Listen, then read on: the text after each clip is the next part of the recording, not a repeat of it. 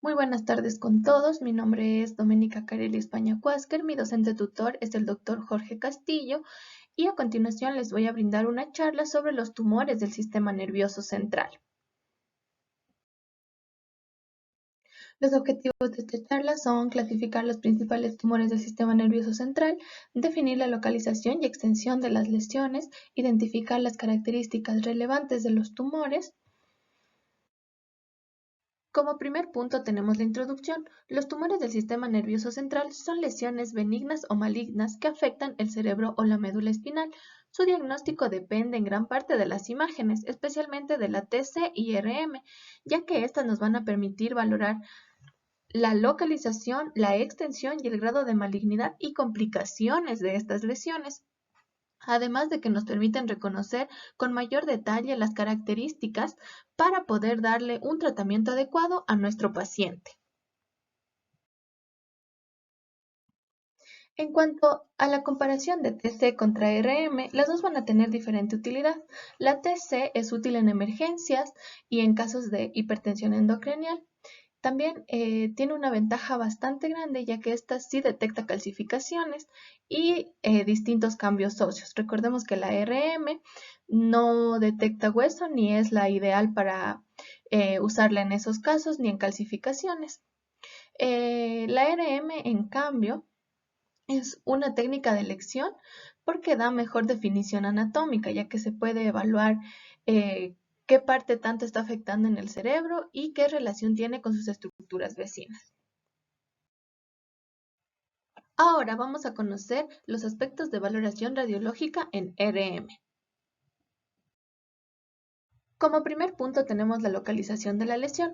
Vamos a hablar de las lesiones extraparenquimatosas. Como se pueden ver en la imagen que nos muestran una lesión con las flechas blancas, estas lesiones van a tener origen en las estructuras externas. Pueden ser las meninges, los vasos, los pares craneales o la calota ósea. Y como ejemplos principales tenemos los meningiomas y los neurinomas, en comparación de la segunda imagen, que nos muestra una lesión en el tejido encefálico. En este caso estamos hablando de las lesiones intraparenquimatosas y como ejemplo primordial tenemos el glioblastoma multiforme.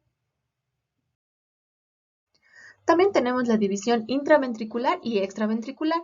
Recordemos que las intraventriculares van a provocar expansión de los ventrículos, como se puede observar en la imagen de este meningioma. También podemos observarlas con presencia de vasos del plexo coroideo que se dirigen hacia la lesión, mientras que las extraventriculares van a producir el desplazamiento y el colapso de las cavidades ventriculares. Las lesiones también se clasifican según su localización por encima o por debajo del tentorio, llamándose así supratentoriales o infratentoriales. En la imagen de aquí tenemos en color rojo las supratentoriales, que estas son más comunes en los adultos, mientras que las infratentoriales, que las tenemos en esta parte de color amarillo, como en la de la fosa posterior, son más comunes en los niños. Y ejemplo general de tumores que abarcan esta parte, sea supra o infratentorial, tenemos el meduloblastoma y el ependimoma. También hay tumores que van a ocupar todo este espacio y estos suelen llamarse tumores multicompartimentales. Y como ejemplo de este tenemos a los tumores epidermoides. En la imagen de al lado tenemos una RM en corte sagital y coronal. Estos nos muestran un tumor supratentorial, como podemos ver aquí, con una intensidad heterogénea que está ubicado en la región pineal.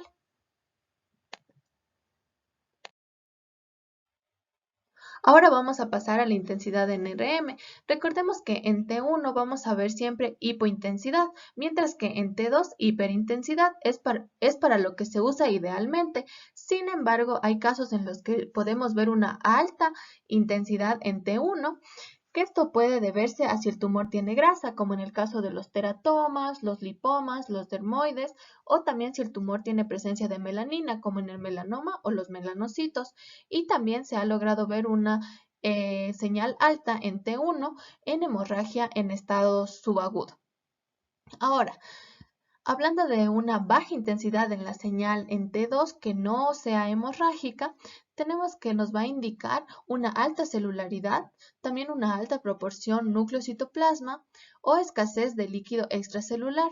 También nos puede indicar que este tejido está fibrosado. Como ejemplos principales de estos tenemos el meduloblastoma y el linfoma. Ahora, pasando al punto 3, que es el patrón de captación de contraste, tenemos que si una lesión no capta contraste, nos indica que tiene bajo grado de malignidad. En este caso tenemos los gliomas de bajo grado y los subependimomas. Y las lesiones que realzan, estas nos van a indicar principalmente que el tumor es altamente maligno, como en el caso de los astrocitomas anaplásicos y los glioblastomas. En la imagen de aquí tenemos una RM en T2 en un corte axial que nos muestra una masa hiperintensa que se extiende a través del cuerpo calloso y alrededor del ventrículo lateral izquierdo. El punto 4, vamos a hablar de las lesiones con contenido cálcico. Las calcificaciones en los tumores suelen verse como hipointensas en RM, ya sea en cualquier secuencia T1 o T2. Recordemos que esta no es la mejor técnica para evaluar hueso ni calcificaciones, pero la TC es la mejor técnica para destacarlas y detectarlas debido a su sensibilidad y especificidad. Ahora, en esta imagen tenemos como ejemplo un astrocitoma en una TC contrastada en un corte axial que nos muestra una masa interventricular en el área del foramen de Monro con realce de contraste y calcificaciones irregulares. Podemos ver igual una dilatación ventricular. Ahora, como ejemplos de tumores que tienden a calcificar frecuentemente, tenemos como infraparenquimatosos, el oligodendroglioma y los astrocitos. También tenemos ejemplos extraparenquimatosos como los meningiomas, los teratomas, los cordomas, los tumores de la región pineal y los craneofaringiomas. E interventriculares como el ependimoma, el papiloma del plexo coroideo, el neurocitoma central y el meningioma. Tenemos las lesiones hipervasculares. Los tumores primarios con hemorragia habitualmente son los gliomas de alto grado, los oligodendrogliomas, los ependimomas y los teratomas. Pero es muy importante recordar que las metástasis también son tumores que con frecuencia van a presentar hemorragia. En el ejemplo que les traje en esta imagen, tenemos aquí una RM axial en secuencia Flare, donde se puede observar que en el hemisferio derecho hay una hipointensidad que nos muestra una hemorragia o edema que está provocando un efecto de masa, por lo cual se puede ver el desplazamiento de la línea media. Pero esta es mejor visible en secuencia T2, donde la lesión muestra una hiperintensidad heterogénea y de igual manera se puede observar la presencia del edema. Estas imágenes eran compatibles con un glioma de alto grado, probablemente un glioblastoma. Vamos a pasar a hablar de los tumores intraparenquimatosos. Estos son los más comunes y el astrocitoma es el más frecuente en adultos y se clasifican según la Organización Mundial de la Salud en tumores difusos o localizados. El astrocitoma de bajo grado van a representar del 10 al 15% de todos los gliomas. Generalmente estos son supratentoriales y hemisféricos. Por lo tanto, se van a ver hipointensos en T1 e hiperintensos en T2 y FLAIR. Estos por lo general no captan contraste, por lo tanto no representan daño en la barrera hematoencefálica. Estos, a pesar de ser de bajo grado, pueden malignizarse o avanzar a un grado mayor. En la imagen que tenemos aquí, tenemos una RM en corte axial en frecuencia T2 y en FLAIR, donde se puede observar una masa frontal derecha mal definida que muestra una hiperintensidad que además comprime el asa frontal del lóbulo lateral derecho y que provoca un borramiento de la corteza cerebral.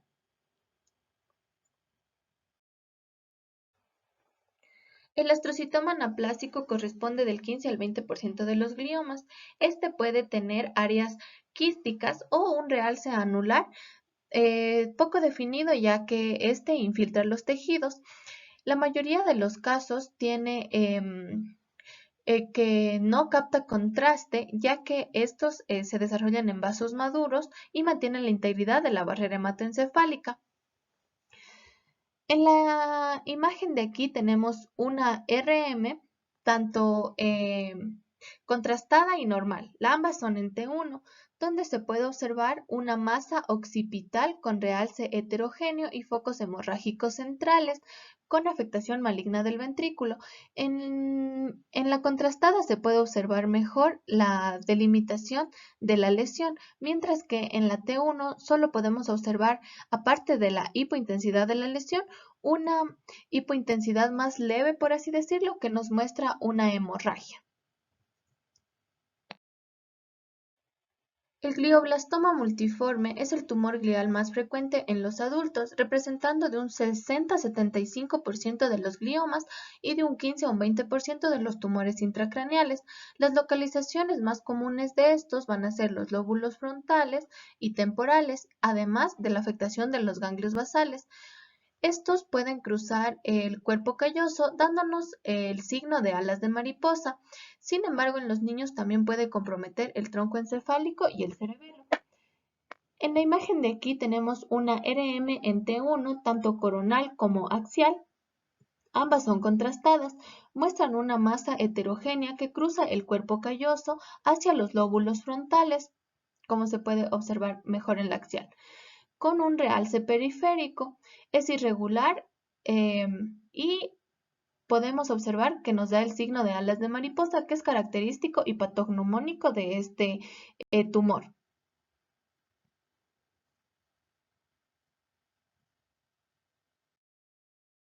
El xantoblastoma pleomórfico es un tumor benigno, raro, es poco frecuente y se lo puede encontrar principalmente en niños y adultos jóvenes. La localización de este principalmente es el lóbulo temporal y en RM va a tener un aspecto típico de un quiste periférico grande con un área sólida que realza intensamente. Sin embargo, la imagen que yo les traje es una TC axial contrastada, donde se puede observar la lesión quística en el lóbulo frontal izquierdo y el nódulo periférico que realza. También se puede ver un desplazamiento de la línea media y el compromiso de los ventrículos.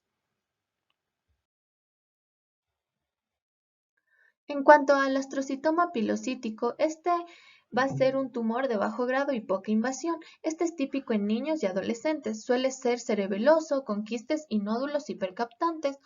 Si es supratentorial, se suele localizar en el diencéfalo, por lo que en este caso se vuelve irresecable. En el ejemplo que les traje aquí, tenemos una RM axial en T1 y también una contrastada, donde nos muestra una masa en la fosa posterior de la línea media con un componente sólido.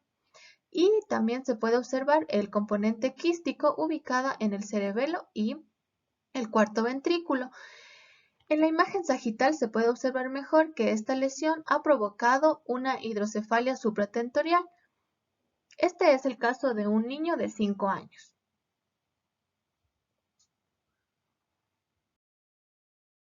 En cuanto a la gliomatosis cerebri, esta es la forma más difusa del glioma infiltrativo. Tiene una alta infiltración pero baja densidad tumoral y presenta la estructura cerebral isodensa o hipodensa en TC, pero preserva la estructura cerebral.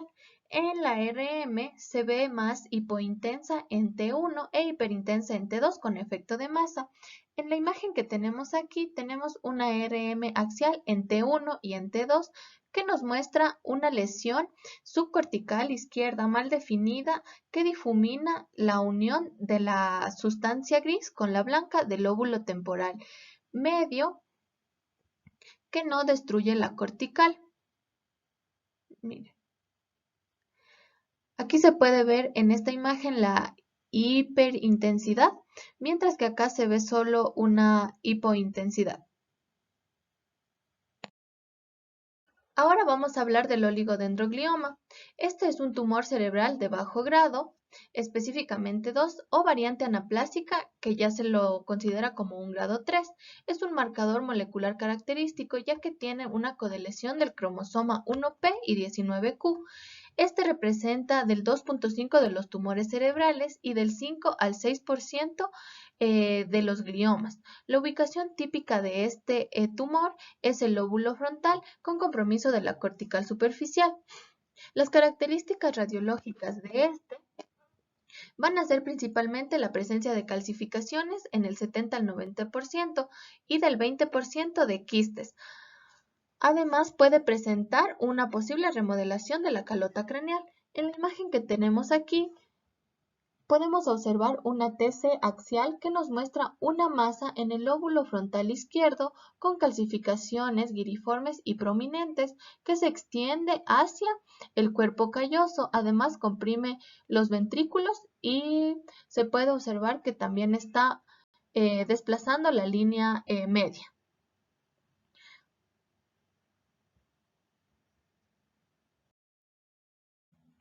Otros ejemplos de tumores son los neuronales y mixtos neurogliales. En cuanto a los tumores de células ganglionares, tenemos los gangliogliomas y los tumores disembrioplásicos. Estos se ubican comúnmente en el lóbulo frontal y suelen ser quísticos con nódulo mural.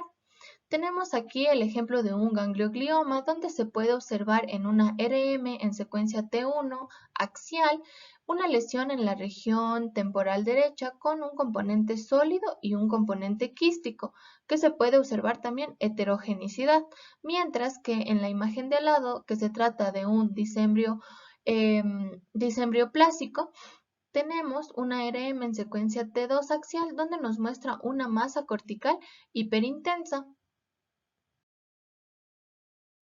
En cuanto a los linfomas, estos se van a dividir en inmunocompetentes y en inmunodeprimidos.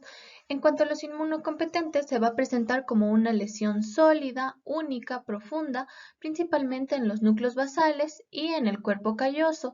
También tienen una captación homogénea de contraste, sin necrosis e incluso en tumores grandes. En cuanto a los pacientes inmunodeprimidos, en cambio, estas se presentan como lesiones múltiples y pequeñas, y es muy importante diferenciarlo de la toxoplasmosis.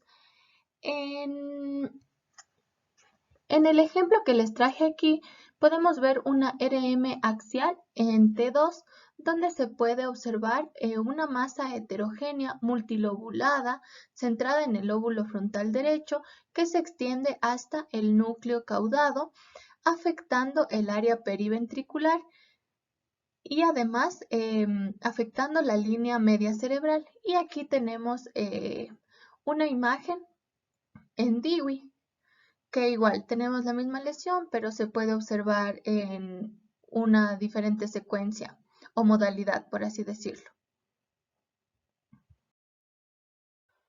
El hemangioblastoma es un tumor benigno vascular.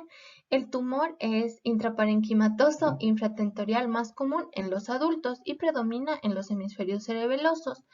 Se lo puede encontrar con una imagen típica donde nos muestra un nódulo mural que capta contraste y los vasos dilatados que llegan al nódulo.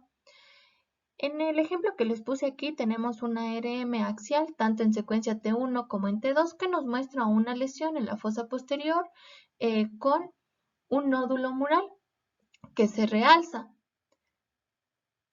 Aquí se lo puede ver hipointenso, mientras que en la T2 se lo ve hiperintenso.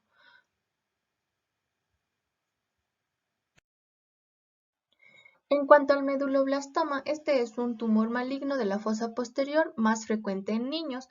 Suele mostrar una alta celularidad con bordes bien definidos y realce homogéneo. Suele originarse en el vermis cerebeloso superior y cuando ocupa el cuarto ventrículo se disemina por el líquido cefalorraquídeo.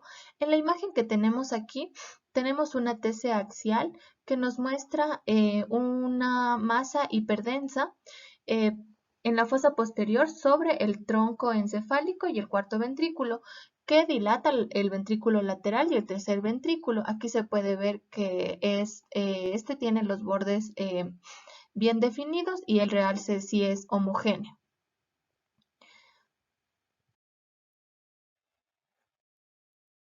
Como último, tenemos el ependimoma. Este es un tumor intraventricular frecuente en el cuarto ventrículo, o sea, en la fosa posterior. También es común en niños menores de 5 años, pero también en adultos de 30 años. El crecimiento se dice que tiene un crecimiento en candelabro, ya que se extiende por los recesos y agujeros de Magdel y Luschka. Puede presentar quistes, hemorragia y calcificaciones. Este también es el tumor de la fosa posterior que más se calcifica y la imagen suele ser heterogénea tanto en TC como en RM. En la imagen que tenemos aquí tenemos una RM en secuencia T1, tanto sagital como axial, que nos muestra una masa intraventricular que ocluye el foramen de Monro con agrandamiento de los ventrículos, que eso se puede observar mejor en la imagen de aquí, que se observa el agrandamiento de los ventrículos laterales y muestra también una señal heterogénea.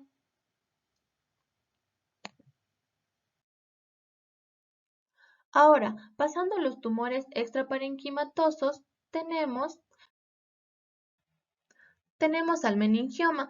Este es el tumor primario no glial más frecuente, ya que representa del 15 al 20% de los tumores craneales. Este es un tumor extraparenquimatoso más común en los adultos, especialmente en el compartimiento supratentorial. Estas células meningoteliales. Para estos tumores hay una clasificación de la Organización Mundial de la Salud que nos dice la recidiva a 5 años.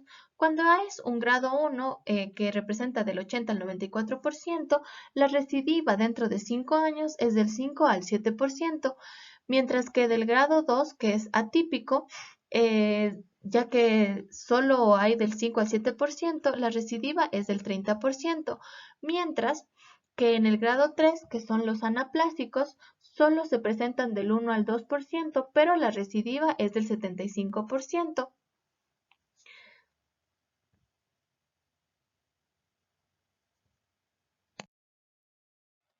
Ahora vamos a ver las características en TC, ya que estos se muestran hiperdensos con calcificaciones, mientras que en RM se ven isointensos en T1 y una intensidad variable en T2.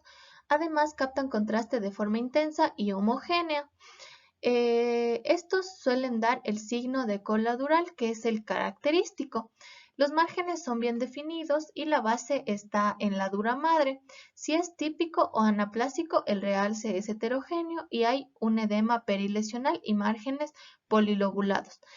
En el ejemplo que les traje aquí tenemos una RM en T2 axial donde se muestra una lesión heterogénea parieto-occipital posterior derecha que desplaza lateralmente el lóbulo parietal y comprime el ventrículo lateral, evidenciando el desplazamiento de la línea media cerebral.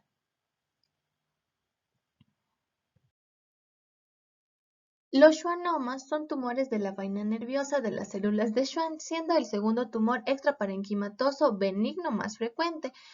Estos tienen una localización infratentorial, ya que afectan las ramas sensitivas de los nervios, especialmente la rama del vestibular, del trigémino y del facial. Aquí tenemos un ejemplo de un schwannoma, pero más adelante vamos a ver cada uno. Como primero tenemos el schwannoma vestibular. Este es un tumor benigno del octavo par. Este afecta principalmente su rama vestibular, ya que es la sensitiva, y se localiza en el ángulo pontocerebeloso. Si llegara a ser este tumor bilateral, ya estaríamos hablando o sugeriría una neurofibromatosis tipo 2. La RM en este caso es el estudio de elección, ya que puede observar mejor los pares craneales y además cuenta una modalidad en modo fiesta que mejora la detección de los pares craneales, ya que es específicamente usada para eso. Y cuando los tumores son muy grandes, pueden tomar la forma de reloj de arena.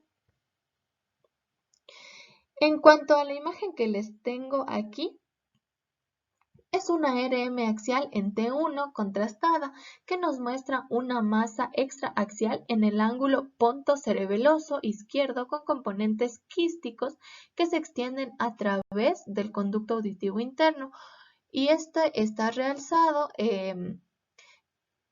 tras la administración de contraste. El schwannoma del trigémino puede extenderse por el foramen oval. Este tiene una forma característica en reloj de arena, lo que ayuda a diferenciarlo de otros tumores y puede tener componentes intra o extracraneales. En la imagen de aquí tenemos una RM axial en T1 normal y contrastada, donde se puede observar una masa heterogénea con componentes quísticos que ocupa la cavidad de Meckel y se extiende hacia la fosa posterior, que se realza tras la administración de contraste en esta imagen de aquí, ya que acá no se puede observar bien.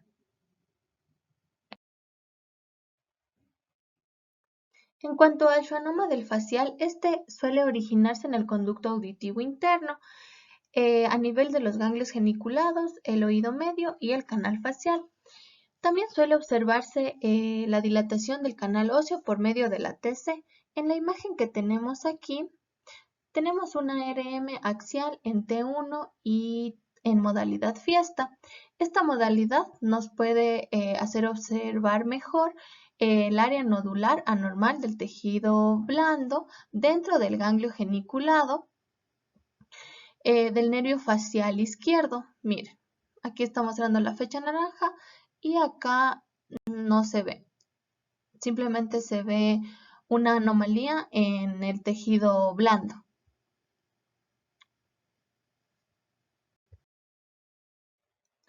Ahora pasamos a los tumores intraventriculares. Aquí tenemos los tumores de los plexos coroides. Este es el más común y benigno. Es con mayor frecuencia afecta a los niños en el atrio del ventrículo lateral. Es una masa bien definida que tiene forma de coliflor y capta contraste intensamente, ya que tiene una morfología polilobulada. También suele asociarse con hidrocefalia por hiperproducción de líquido cefalorraquídeo. Aquí también tenemos que el papiloma atípico de grado 2 y el carcinoma del plexo coroideo de grado 3 son las variantes malignas invasoras. En la imagen que les traje aquí es una TC axial contrastada que está en fase arterial y nos muestra una enorme masa compuesta de tejido sólido realzado y quistes con agrandamiento del cráneo, como se puede observar aquí, y también pues provoca un desplazamiento de la línea media.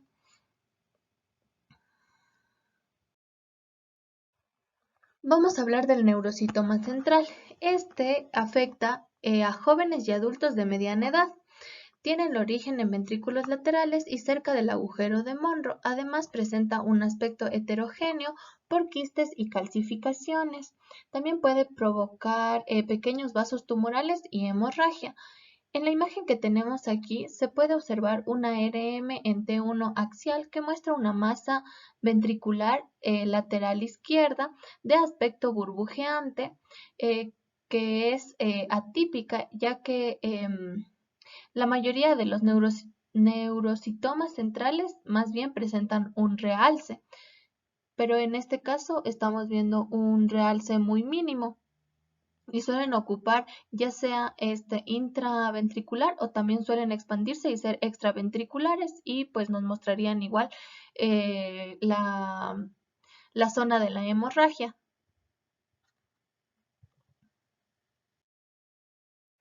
El subependimoma es un tumor benigno que suele afectar a personas de mediana edad y ancianos. La localización principal de este es el cuarto ventrículo en un 60%, pero también puede afectar los ventrículos laterales y el tercer ventrículo, presentando calcificaciones y áreas de degeneración quística. Este suele ser un hallazgo casual frecuente y se encuentra como una lesión parcialmente calcificada con microquistes, pero que no capta contraste. En la imagen que tenemos aquí tenemos una RM sagital en T2, donde se puede observar una lesión bien delimitada en el cuarto ventrículo. ventrículo que se ve hiperintensa, y aquí tenemos la vista de la misma lesión pero en una RM axial. El quiste coloide, a diferencia del anterior, este es más frecuente en el tercer ventrículo y se lo conoce como quiste coloidal. La localización y aspecto típico de este va a ser una tumoración redondeada de límites bien definidos, se ve hiperdenso en TC e hiperintensa en T1 y con señal mixta en T2 en la RM. Suele estar en la porción anterior del techo del tercer ventrículo entre los pilares del fornix, y este es el aspecto patognomónico que va a ser de este quiste. En la imagen que tenemos aquí, tenemos una TC axial que muestra una lesión hiperdensa, redondeada, cerca de los agujeros interventriculares de Monro. No presenta edema ni hidrocefalia. Miren, se lo ve bien brillante.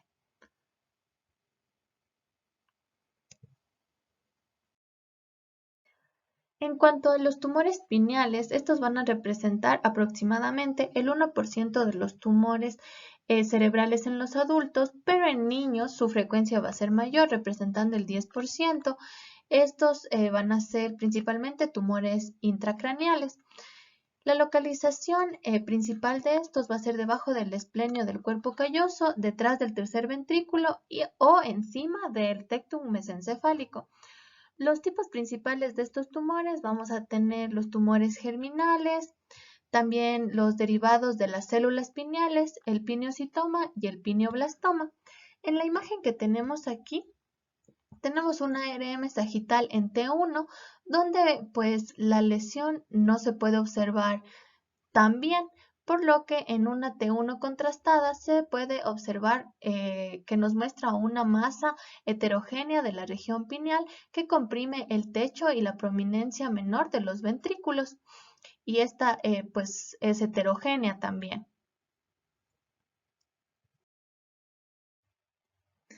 Ahora vamos a pasar a los tumores quísticos de origen en el desarrollo. Tenemos el tumor epidermoide. Son lesiones quísticas de origen ectodérmico extraparenquimatosas. Crecen adaptándose a estructuras parenquimatosas por espacios preexistentes. Tienen un aspecto heterogéneo en RM por el contenido de descamación.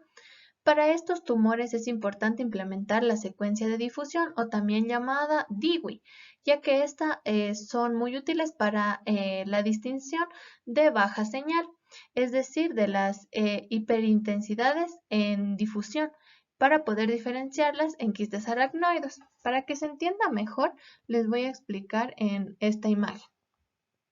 Aquí tenemos una RM axial en T2, donde la flecha naranja nos está mostrando el espacio de la lesión. Sin embargo, no se puede delimitar bien dónde inicia o cómo está la lesión, por lo cual tenemos aquí la secuencia de difusión, donde nos muestra un quiste epidermoide. La masa se extiende hacia la línea media, que está envolviendo completamente la arteria basilar.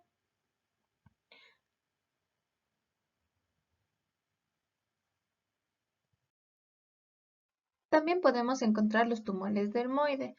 Estos, como se puede observar en la imagen de aquí, que es un RM axial en T1, pueden presentar una hiperintensidad por el alto contenido graso. Además, estos pueden romperse al espacio subaracnoideo y provocar una meningitis química, mostrando depósitos lipídicos. Aquí también tenemos la misma imagen, pero en una secuencia en T2, donde se muestran gotas de grasa diseminadas dentro del espacio subaracnoideo. Ahora vamos a hablar de las metástasis. Estas representan el 40% de los tumores intracraneales en los adultos. Generalmente son lesiones intraparenquimatosas, únicas o múltiples. Cuando son múltiples también pueden confundirse con toxoplasmosis, y cuando son únicas pueden confundirse con glioblastomas. Estas pueden aparecer dentro como fuera del parénquima cerebral y son lesiones extraparenquimatosas con crecimiento expansivo y sin infiltración más allá de su realce. Una característica típica de estas imágenes es su patrón o signo del anillo, que presenta un realce brillante en la lesión. En esta imagen que les traje aquí tenemos una RM coronal donde se puede observar una masa redondeada con el realce brillante en la región parieto-occipital izquierda, rodeada de edema, ya que el edema se ve con una hipointensidad, mientras que en la imagen de al lado, que es una RM axial en secuencia flare, también podemos ver mejor la ubicación de la lesión, aunque aquí no es tan visible el realce de anillo o también conocido como ojo de buey.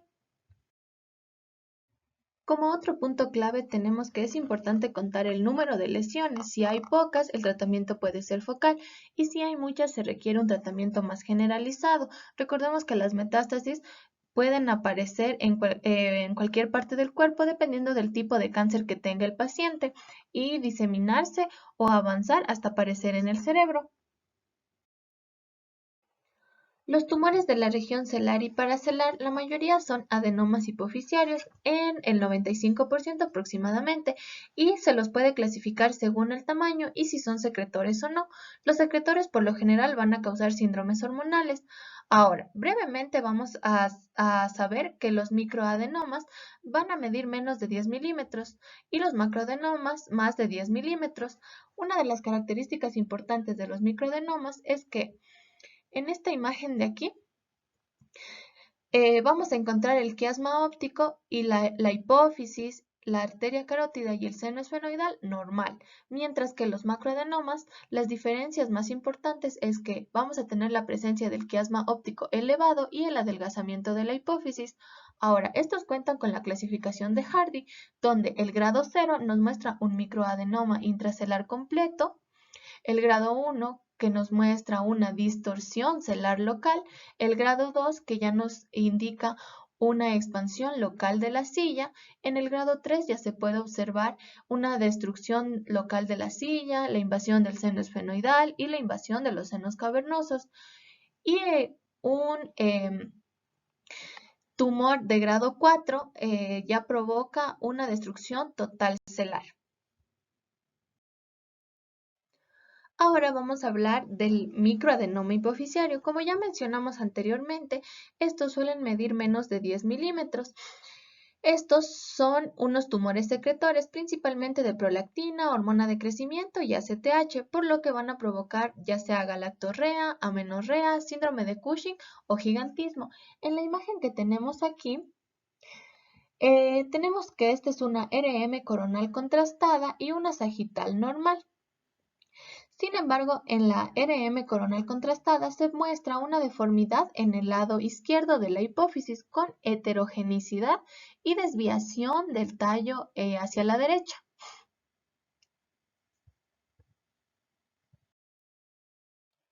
En cuanto al macroadenoma hipoficiario, en cambio, ya les había mencionado que este es un tumor que va a medir más de 10 milímetros. Este es un tumor no secretor, por lo que puede provocar en cambio compresión del quiasma óptico. Los pacientes suelen referir alteraciones del cambio visual, también provocan un aumento de la silla turca y el englobamiento de las carótidas. En la TC, la lesión se suele ver iso o hipointensa, mientras que en la RM es más común verla en T1 isointensa, mientras que en T2 hiperintensa. En la imagen que les traje aquí podemos ver una RM T1, esta está contrastada, esta es sagital, mientras que la que está al lado tenemos una vista coronal. En esta parte de aquí nos muestran una masa con realce homogéneo que agranda la fosa pituitaria y comprime el quiasma óptico. Miren. Y aquí tenemos en la vista coronal igualmente que estamos observando que está agrandando la fosa pituitaria.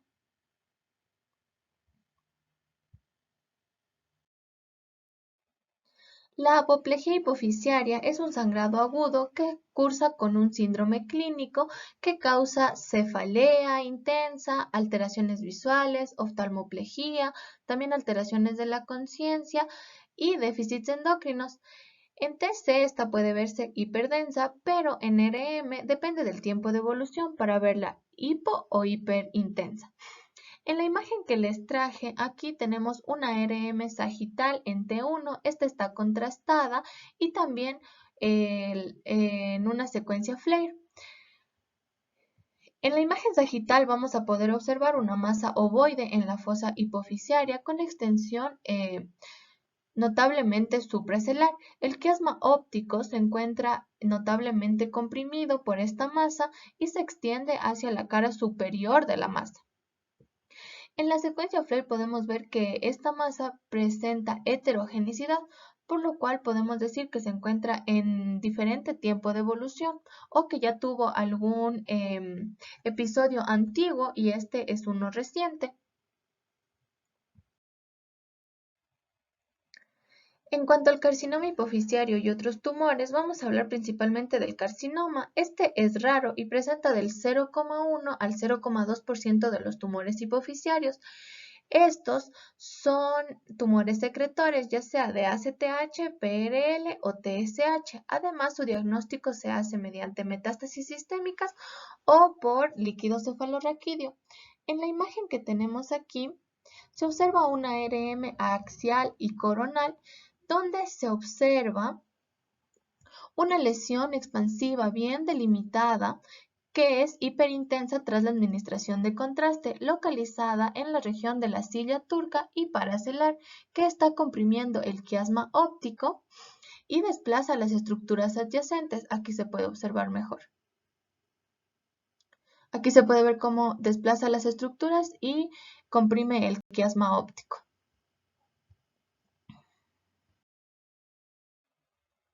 Como ejemplos de otros tumores tenemos el pituicitoma de grado 1, que este va a ser un tumor neurohipofisiario sólido que va a comprimir la vía óptica. También tenemos los tumores de células granulares, que estos pueden ser neurohipofisiarios e intra o supracelular. Y finalmente tenemos el oncocitoma, que tiene un origen adenohipofisiario. Igual puede ser una masa intra o supracelular con comportamiento infiltrante. En las imágenes que les traje aquí tenemos una RM sagital, coronal y axial, donde se puede observar una lesión supracelular centrada en la cisterna interpeduncular que provoca el desplazamiento del tercer ventrículo y la compresión de ambos hipotálamos, pero no se observa ninguna dilatación ventricular en ninguna de las otras vistas. Como penúltimo tema tenemos las metástasis a la hipófisis. Estos son bastante infrecuentes y solo representan el 5% de autopsias con cáncer conocido. Los tumores primarios más comunes son el de mama y el de pulmón y suelen afectar principalmente al tallo y el lóbulo posterior. Pueden parecerse a adenomas, sin embargo las metástasis tienden a crecer más rápido y a afectar a estructuras vecinas. En la imagen que tenemos aquí, la imagen A es una RM sagital que nos muestra un tumor hipofisiario con captación heterogénea de contraste que desplaza el quiasma óptico, mientras que la imagen B es una imagen de la misma lesión, pero en una vista coronal. Igual se puede observar aquí la heterogeneidad de la captación de contraste. Finalmente tenemos las técnicas avanzadas para el diagnóstico de los tumores cerebrales. Como primer punto tenemos la perfusión. Esta va a medir la vascularización y nos va a ayudar a diferenciar el grado tumoral. En esta imagen podemos observar, por así decirlo, todo el cerebro de color azul y las partes donde existe mayor vascularidad se pueden observar de color verde e incluso rojas. En cuanto a la difusión o DWI, esta va a evaluar la celularidad tumoral según las moléculas de agua y nos va a dar una hiperintensidad, como ya lo vimos anteriormente en algunos ejemplos. Y en cuanto a la tractografía, esta es más dinámica y colorida. Esta es útil para planificación quirúrgica y nos va a ayudar a detectar lo que son calcificaciones y hemorragias. Además, contamos con la espectroscopía por RM. Esta lo que va a hacer es medir los metabolitos cerebrales como el N-acetilaspartato, la colina y la creatina. En esta imagen tenemos un diagrama normal, por así decirlo. Y la alteración de estos factores nos puede mostrar ya sea un tumor de alto grado, la presencia de necrosis, meningiomas, abscesos, y nos ayuda a distinguir entre tumores y lesiones tumorales. Entonces, se escoge una parte de la lesión y se puede hacer la espectrografía. En este caso tenemos el ejemplo de este astocitroma anaplásico de grado 2, donde se puede observar la elevación de la colina, también la elevación del N-acetilaspartato y de la creatinina.